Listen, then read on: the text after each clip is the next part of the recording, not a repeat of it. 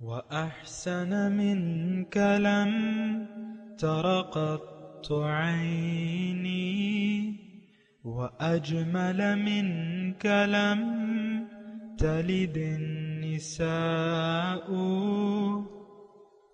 خلقت مبرأ من كل عيب خلقت مبرأ من كل عيب كأنك قد خلقت كما تشاء كتاب أنزلناه إليك مبارك ليدبروا آياته وليتذكر أولو الألباب.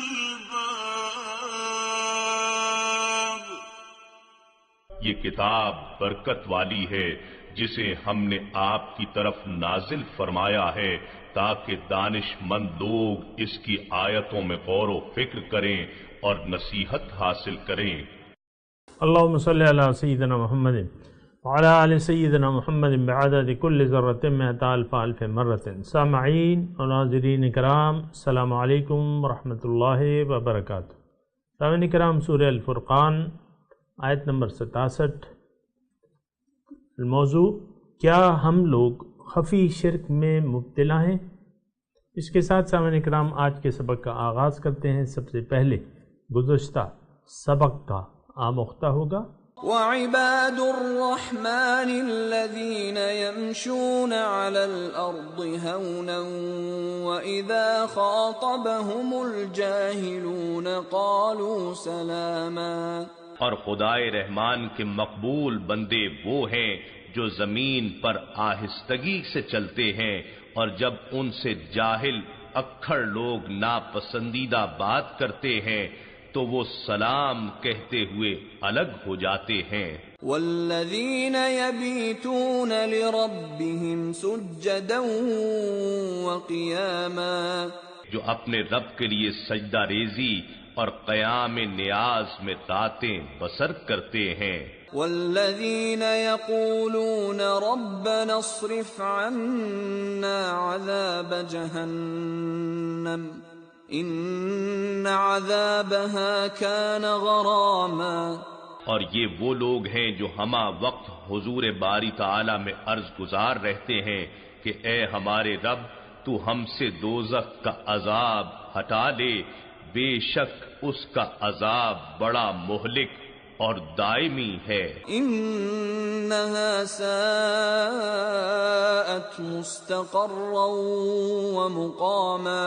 بے شک وہ عارضی ٹھہرنے والوں کے لیے بری قرارگاہ اور دائمی رہنے والوں کے لیے بری قیام گاہ ہے.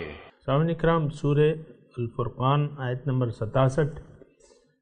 والذین اذا انفقوا، عباد الرحمن کا تذکرہ ہو رہا ہے، اللہ تعالیٰ کے بندے اور ان کی صفات کا تذکرہ ہو رہا ہے.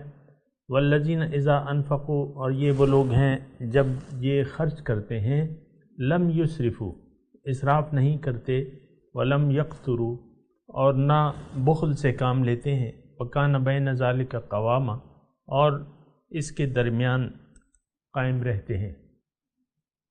سامعین کرام، یہ ایمان والوں کا تذکرہ ہو رہا ہے، اللہ تعالیٰ کے بندوں کا تذکرہ ہو رہا ہے. کچھ صفات کا بیان ہو چکا ہے. آج جو صفت بیان کی جا رہی ہے وہ بخل کی ہے یا اسراف کی ہے. یعنی مومن لوگ جو ہیں جب خرچ کرتے ہیں تو نہ اسراف کرتے ہیں نہ بخل سے کام لیتے ہیں. یہ دراصل میں مومنوں کی ایک خاص صفت ہے کہ یہ اپنے مال کو اللہ کا مال سمجھتے ہیں، اور جب ضرورت نہیں ہوتی تو خرچ نہیں کرتے، جب ضرورت ہوتی ہے تو خرچ کرتے ہیں. تو اور اللہ تعالیٰ کا بھی وہ ہے کہ ہر کام جو ہے وہ اعتدال سے ہے. اللہ تعالیٰ کا ہر کام جو ہے اس کائنات میں اعتدال سے ہے، ضرورت کے مطابق ہے، ضرورت سے نہ زیادہ ہے نہ کم ہے. مثال کے طور پہ سورج کو اللہ تعالیٰ نے بنایا ہے اور ہمیں یعنی سورج کی گرمی جو ہے آپ دیکھیں 50 سے تقریباً آگے نہیں بڑھتی، لیکن اگر یہ سورج کی گرمی 100 ڈگری ہو جائے یا 70 ہو جائے تو آپ دیکھیں پھر کیا ہوگا، یعنی اعتدال ہوتا ہے۔ یا سورج سردیوں میں اگر سردی درجہ حرارت -20 پہ چلا جائے تو پھر آپ زندگی تو پھر نہیں رہ سکتی نا۔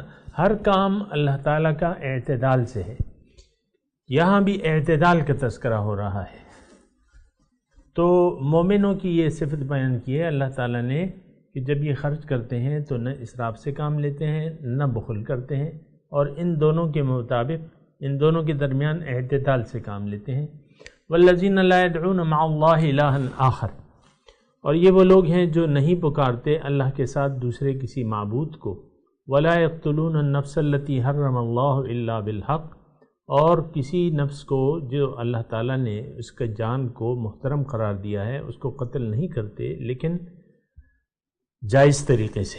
ولا یزنون، اور نہ یہ زنا کرتے ہیں۔ ومن یفعل ذالک، اور جو کوئی ایسا کرے گا یلقا اسامہ، تو پھر تو وہ گناہ میں جا پڑے گا۔ تو سامعین کرام تھوڑا سا اس پہ غور کریں، دیکھیں لا يدعون مع اللہ الہا آخر، یہ اللہ کے سوا کسی دوسرے معبود کو نہیں پکارتے۔ اب ظاہر ہے کہ یہ تو تھوڑی توجہ کریں نا، اصل میں ہم تدبر نہیں کرتے، اور ابھی یہ تذکرہ آیا ہے کہ آئے گا اس میں مومنوں کی صفت، اذا ذکروا بآیات ربہم، کہ ان پہ جب یعنی آگے چل کے آیت نمبر 73 میں یہ آ رہا ہے والذین اذا ذکروا بآیات ربہم لم یخروا علیہا صما وعمیانا، جب ان پہ رحمان کی آیات کا تذکرہ کیا جاتا ہے تو اس پہ یہ اندھے بہرے ہو کے نہیں پڑھتے، یہ نہیں سوچتے ہیں۔ اس کی تو ہم تفصیل انشاءاللہ اپنے وقت پہ کریں گے، لیکن میں یہ کہہ رہا ہوں کہ آپ اس آیت کو دیکھیں، آیت نمبر 68 سورہ فرقان، تذکرہ ہو رہا ہے کس کا؟ عباد الرحمن کا تذکرہ ہو رہا ہے کہ نہیں ہو رہا؟ بتائیے، ہو رہا ہے۔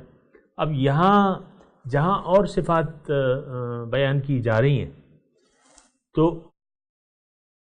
اس میں جو ہے 2 صفتوں کا تذکرہ ہے، تین ایسی صفات جہاں دوبارہ میں یہ جملہ کہہ رہا ہوں، جہاں مومنوں کی محمودہ صفات، اچھی صفات کا تذکرہ ہو رہا ہے، وہاں ایسی صفات کا تذکرہ ہو رہا ہے جو اچھی نہیں ہے، جس کی وجہ سے انسان دائمی دوزخ کا مستحق ہو سکتا ہے۔ تو اس میں ایک صفت تو خیر 2 صفات تو ایسی ہیں کہ وہ یعنی گناہ کبیرہ میں آتی ہیں، قتل جو ہے اور یہ زنا، قتل ناحق کے بارے میں بھی اللہ تعالیٰ نے بہت سختی سے منع کیا ہے اور اس پہ دائمی عذاب کی وعید سنائی ہے۔ لیکن میں جس طرف آپ کی توجہ دلانا چاہتا ہوں وہ شرک ہے، یعنی مومن شرک نہیں کرتے، یعنی سیدھا سادہ مطلب تو یہی ہے، لا يدعون مع اللہ الہا آخر، کسی دوسرے معبود کو نہیں پکارتے۔ اسی آیت میں ہم نے پڑھا ہے، اسی صورت میں کہ ارأیت من اتخذ الہہ ہواہ وأضلہ اللہ ارأیت من افأنت تکون علیہ وکیلا ام تحسب ان اکثرهم یسمعون او یعقلون انہم الا کالانعام بل ہم اضل سبیلا۔ تو یہاں 3 صفات کا تذکرہ ہے جس کا امکان ہے کہ مومن اس میں ملوث ہو جائیں۔ ہمارا تو یعنی میں اور آپ جس ماحول میں رہ رہے ہیں یہاں ایک لوگوں کی ذہنیت کا ایک اندازہ لگا لیں، یعنی آپ سوچیں اور تجزیہ کریں۔ ہمارے ذہن میں یہ نہیں ہے کہ یہ شرک میں ہم مبتلا ہو سکتے ہیں۔ شرک تو ہندوستان میں کوئی ہندو کرتے ہوں گے یا جاپان میں کوئی بدھ لوگ کرتے ہوں گے، اور ہم تو مشرک نہیں، الحمدللہ ہم نے کلمہ پڑھا ہوا ہے۔ یہ ایک ذہنیت ہے، پھر کلمہ پڑھا ہے اب جو مرضی چاہے کرو، کیا مطلب؟ نفسانی خواہشات کو معبود بنا لو اپنا، اور رسم و رواج کے مطابق زندگی کا گزارو اپنے مرضی سے، اور اللہ تعالیٰ کے حکم کے سامنے سر مت جھکاؤ، کوئی بات نہیں، اللہ تعالیٰ غفور الرحیم ہے، پھر حضور صلی اللہ علیہ وسلم ہمارے شفیع ہیں، اور یہ امت تو بخشی بخشائی ہے، اور حضور صلی اللہ علیہ وسلم ساری امت کو جب تک داخل نہ کر لیں جنت میں، یعنی ایک تصور ہے ہمارا، تو وہ یعنی نہیں راضی ہوں گی، اللہ تعالیٰ ان کو راضی کرے گا۔ تو اب یہ ہے نا کہ ہمارا دیکھیں، اگر ایک بات میں بغیر کسی مبالغے کے کہوں تو ہم حضور صلی اللہ علیہ وسلم کی امت تو ہیں، لیکن امت دعوت ہے۔ امت حضور کی امت دو قسم کی ہے، ایک امت دعوت ہے، ایک امت اجابت ہے۔ ہم امت دعوت میں ہیں، یعنی ہم نے حضور صلی اللہ علیہ وسلم کی دعوت کو قبول نہیں کیا ہے اپنے ارادے، سوچ سمجھ کے اور ارادے سے، نہ ہم نے کلمہ طیبہ کو سمجھا ہے، نہ حضور صلی اللہ علیہ وسلم کی دعوت کو سمجھنے کی کوشش کی ہے کہ کس طرف وہ ہمیں بلا رہے ہیں۔ تو یعنی یہ جو ہم نے کلمہ پڑھا ہے نا، یہ ہمارا وہ جدی پشتی جو کلمہ ہے جو طوطی کی طرح ہمیں رٹا دیا گیا ہے، تو جب طوطے کی طرح ہی ہم رٹتے رہتے ہیں اس کو، اور سارے کام جو ہے یعنی یہ وراثت میں جو ہمیں سارے کام ملے ہیں، نماز، روزہ، حج، زکوٰۃ، یہ ہم کرتے رہتے ہیں، لیکن حقیقت یہ ہے کہ ہم نے دین کو سمجھا نہیں ہے۔ حقیقت میں دین کے تقاضوں کو نہیں، دین کی دعوت ہمیں نہیں معلوم کہ کس طرف ہے، جبھی تو ہم نے غیر اللہ کو اپنا مقصود اور معبود اور محبوب بنا لیا ہے۔ ہمارا رخ غیر کی طرف ہے، اللہ تعالیٰ کی طرف نہیں ہے، اللہ کے دین کی طرف نہیں ہے۔ قرآن کو تو ہم کتاب ہدایت نہیں، کتاب ناظرہ سمجھتے ہیں۔ تو جب آپ کتاب ناظرہ سمجھتے ہیں اور اس سے کوئی ہدایت لینے کی کوشش نہیں کرتے، پھر یہ ساری توقعات جو ہم نے لگا رکھی ہیں کہ ہم مسلمان ہیں یا مشرک نہیں ہیں، یہ فضول ہیں۔ لیکن میں آپ کو بتاتا رہتا ہوں، آپ میری اگر تھوڑی تفصیل چاہیں تو اسی صورت کی جو ہم نے آیات کی وضاحت کی ہے، ارأیت من اتخذ الہہ ہواہ، اس میں آپ تفصیل سن سکتے ہیں۔ بہرحال یہ جو آیت ہم پڑھ رہے ہیں، والذین لا یدعون مع اللہ الہا آخر، اللہ کے سوا کسی دوسرے کو معبود نہیں بناتے، یعنی نہ محبت میں، نہ اطاعت میں، نہ مقصد میں۔ تو لیکن اب آپ دیکھیں کہ ہم نے تو اللہ کے ساتھ شریک بنائے ہوئے، محبت یعنی اور ہستیوں سے ہمارے یعنی دنیا سے زیادہ محبت ہے ہمیں، بنسبت اللہ سے دنیا سے زیادہ محبت ہے، اور یہ تو کافروں کی روش ہے، آپ کو معلوم ہے۔ اور پھر مقصود جو ہے بہت، تو ہم نے ظاہر کو بنایا ہوا ہے، آخرت تو ہمارا مقصود نہیں ہے، ایز اے ہول معاشرے کی میں بات کر رہا ہوں۔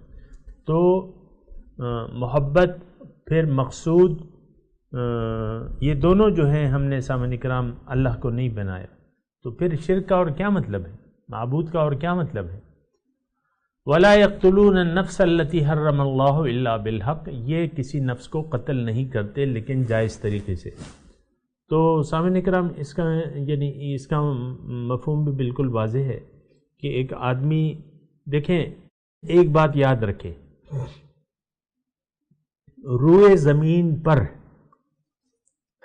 کسی بھی انسان کا قتل ناجائز ہے اور حرام ہے، خواہ وہ مشرک ہے، کافر ہے، جو بھی ہے، منافق ہے، جو بھی ہے، اس سے بات نہیں ہے۔ لیکن یعنی یہ اصولی ایک بات یاد رکھ لیں کہ یہ تمام انسان اللہ تعالیٰ کی مخلوق ہے، بغیر کسی وجہ کے، بغیر کسی جائز وجہ کے، جو اللہ تعالیٰ نے جائز قرار دی ہے، ان کا قتل یا ان کو نقصان پہنچانا جو ہے یہ حرام ہے۔ یہ بات نوٹ کر لیں سامعین کرام۔ اب یہاں الا بالحق کا ہے کہ بھئی جائز طریقے سے، اب جائز طریقہ مطلب قصاص میں اگر آپ کسی کو قتل کرتے ہیں، حکومت قتل کرتی ہے، آپ نہیں کرتے، یعنی آپ اپنا بدلہ خود نہیں لے سکتے، لیکن یہ ہے کہ اگر قصاص میں قتل ہو گیا کوئی تو ٹھیک ہے، اس کا قتل کرنا جائز ہے اور واجب ہے. اور قصاص میں یا کافروں کے ساتھ جنگ ہے، میدان جنگ میں مشرکوں کے ساتھ جنگ ہے، کافروں کے ساتھ جنگ ہے مسلمانوں کی، تو اس میں پھر جو ہے یعنی یہ قتال جو ہے یہ لازم ہے. فَاقْتُلُوهُمْ، ان کو قتل کرو پھر، یعنی ہے میدان جنگ میں، حالت جنگ میں. اس کے علاوہ جو ہے سامعین کرام انسانی جان جو ہے محترم ہے.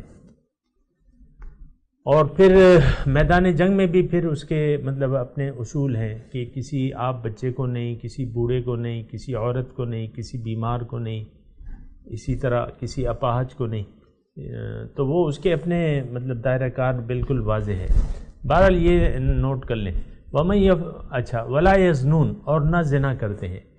تو یہ زنا بھی حرام ہے، یعنی ناجائز طور پہ آپ کسی سے جنسی تعلقات قائم کرتے ہیں، یہ بھی حرام ہے. اللہ تعالیٰ نے اسے حرام قرار دیا ہے. اپنی خواہشات کو جائز طریقے سے پورا کرنے کی کوشش کریں اور پورا کریں، ناجائز طریقے سے دھیان نہ دیں. لیکن اگر آپ ایسا کریں گے، کسی نے بھی ایسا کیا، وَمَن يَفْعَلْ ذَلِكَ، جس نے بھی ایسا کیا، یلقا اسامن، تو اس نے یہ گناہ میں پڑ گیا. یلقا پڑ گیا، اسامن گناہ میں. یضاعف لہ العذاب یوم القیامہ، دنیا میں جو عذاب اس پہ ہوگا وہ تو ہے، کیونکہ زندگی خود بھی اپنے گناہوں کی سزا دیتی ہے. یہ بات نوٹ کر لیں. لیکن قیامت کے دن جب یہ جائے گا تو دو چند ہوگا عذاب اس کو قیامت کے دن. وَيَخْلُدْ فِيهِ مُحَانَہ، اور یہ جہنم میں ہمیشہ رہے گا، مہانہ ذلیل ہو کے، یعنی یہ ہمیشہ جہنم میں رہیں گے. الا من تابہ، اب غلطی کی معافی کی کوئی گنجائش ہے؟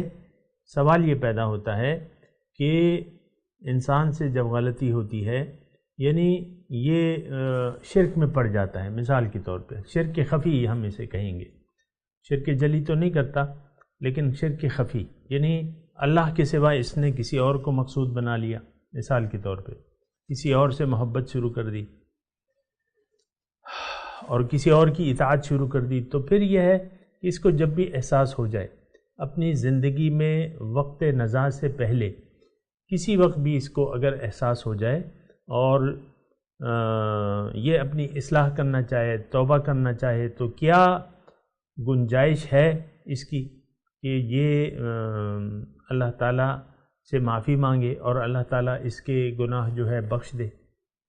یا کسی نے زنا کیا، یا کسی نے کسی کو قتل کر دیا مثال کے طور پہ، اور پھر یہ انسان تائب ہو گیا اپنی جرم کی سزا بھگت کے، یا جو بھی قصاص یا دیت کا طریقہ کار ہے، یعنی اس کی اصلاح کر کے.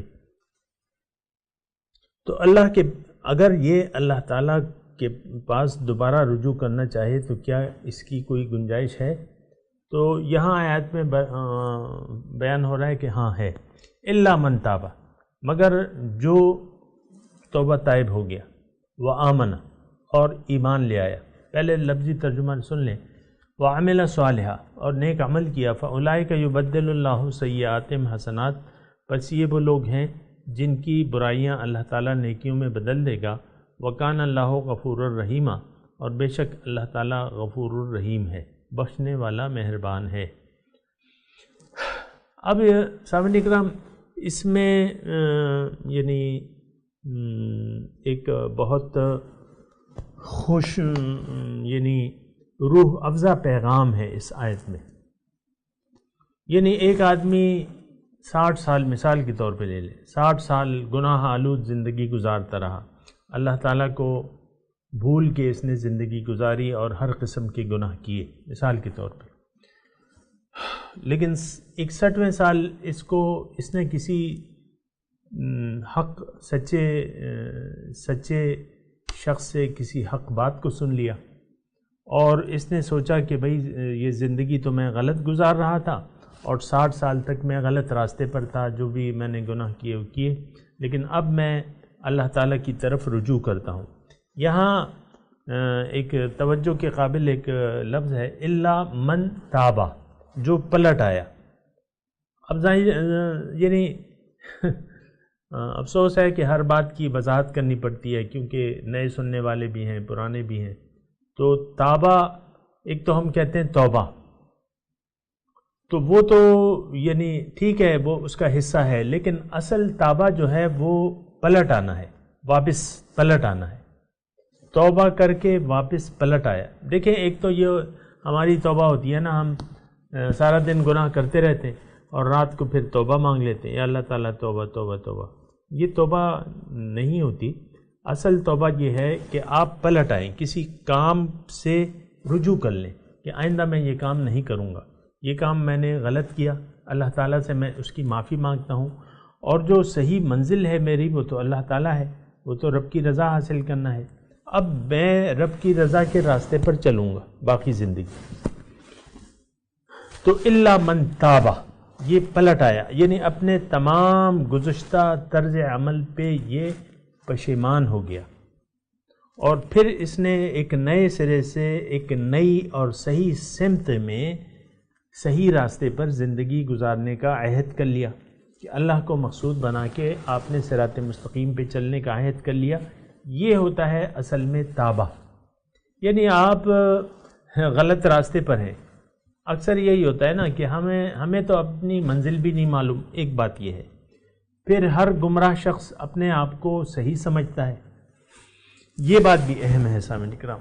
یعنی اس معاشرے میں بہت سے آپ کو ایسے لوگ ملیں گے جو اپنے آپ کو بڑا پارسا سمجھتے ہیں کہ بھئی میں نے تو، یعنی دنیا ان کا مقصود ہوگی۔ یہ بات ذرا توجہ سے سنیں، ان کا مقصود جو ہے وہ دنیا ہوگی۔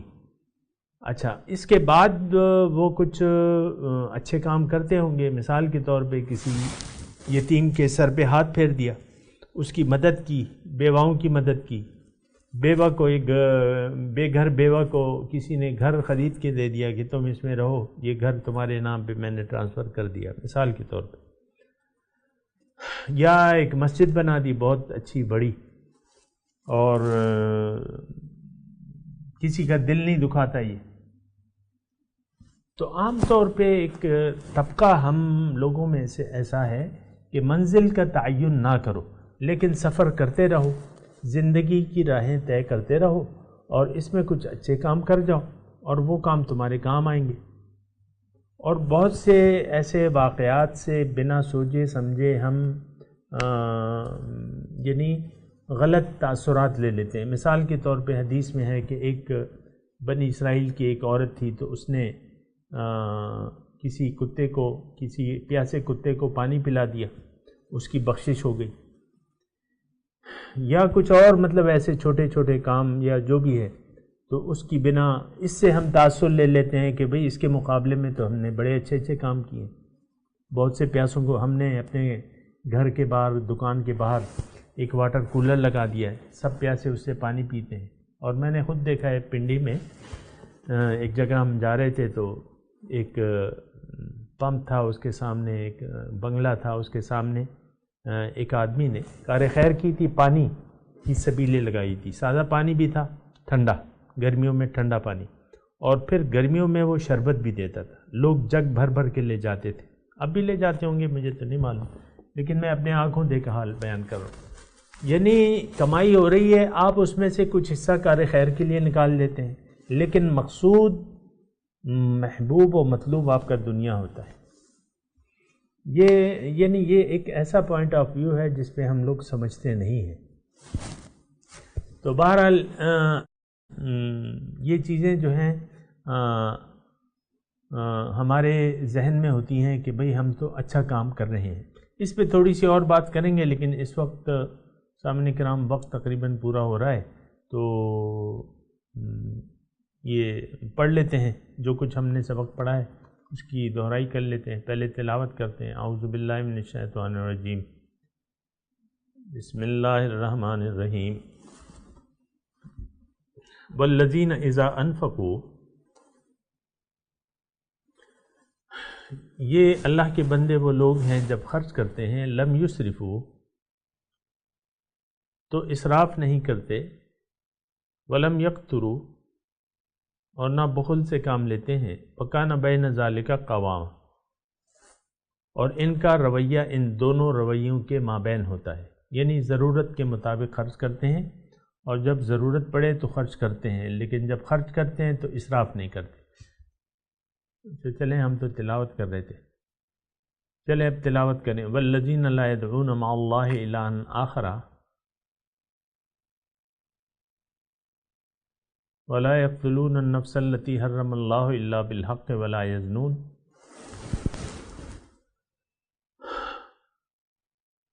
وَمَن يَفْعَلْ ذَلِكَ يَلْقَ أَثَامًا يُضَاعَفْ لَهُ الْعَذَابُ يَوْمَ الْقِيَامَةِ وَيَخْلُدْ فِيهِ مُهَانًا۔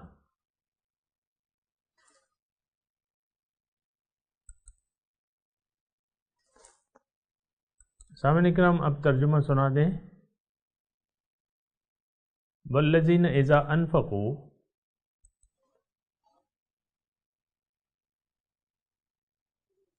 یہ وہ لوگ ہیں جب خرچ کرتے ہیں، لم یسرفوا، تو یہ اسراف نہیں کرتے، ولم یقتروا، اور نہ بخل کرتے ہیں، وَكَانَ بَيْنَ ذَلِكَ قَوَامًا، اور اس کے مابین ان کا رویہ ہوتا ہے، قائم رہتے ہیں اس کے مابین۔ وَالَّذِينَ لَا يَدْعُونَ مَعَ اللَّهِ إِلَٰهًا آخَرَ، اور یہ وہ لوگ ہیں جو اللہ کے سوا کسی دوسرے معبود کو نہیں پکارتے۔ وَلَا يَقْتُلُونَ النَّفْسَ الَّتِي حَرَّمَ اللَّهُ إِلَّا بِالْحَقِّ، اور یہ قتل نہیں کرتے ایک نفس کو جس کا قتل اللہ نے حرام کر دیا ہے لیکن جائز طریقے سے۔ وَلَا يَزْنُونَ، اور نہ یہ زنا کرتے ہیں۔ وَمَن يَفْعَلْ ذَلِكَ، اور جو کوئی ایسا کرے گا، يَلْقَى أَثَامًا، تو وہ گناہ میں پڑ جائے گا۔ يُضَاعَفْ لَهُ الْعَذَابُ يَوْمَ الْقِيَامَةِ، دوچند ہوگا اس پہ عذاب قیامت کے دن۔ وَيَخْلُدْ فِيهِ مُهَانًا، اور اس میں وہ ذلیل ہو کے رہے گا۔ سامعین کرام، اب ان آیات کی تلاوت اور ترجمہ۔ والذین اذا